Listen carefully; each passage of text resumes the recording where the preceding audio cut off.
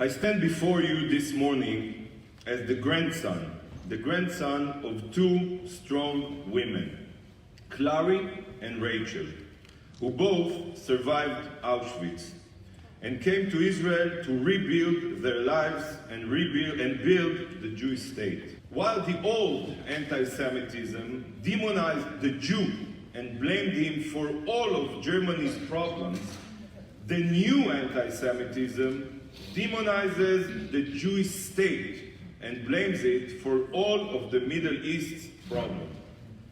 The old anti-Semitism called for boycotts of Jewish businesses and threatened those who refused. The new anti-Semitism calls for a boycott of products from the Jewish state and threatens those who refuse.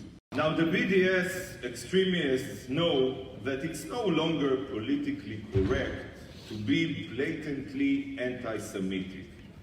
So what they do? So they try to hide their true goals by hijacking the language of human rights and putting a mask of progressive slogans over their ugly face.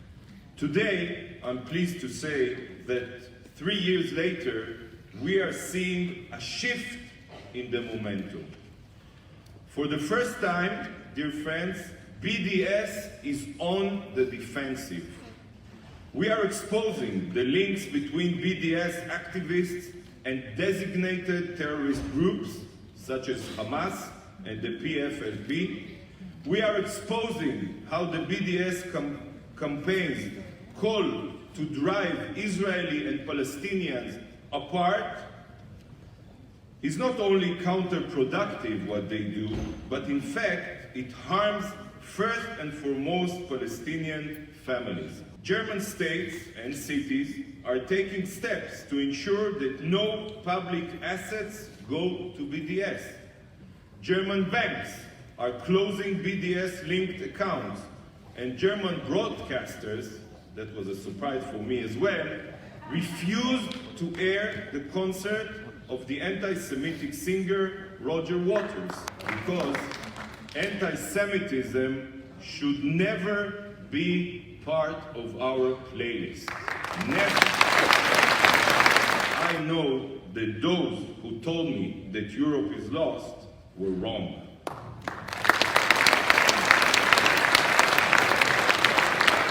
Because I know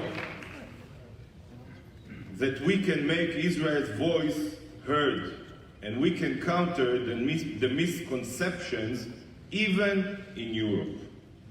Because friends, and you know it even better than I do, the light of truth is always stronger than the fog of lies.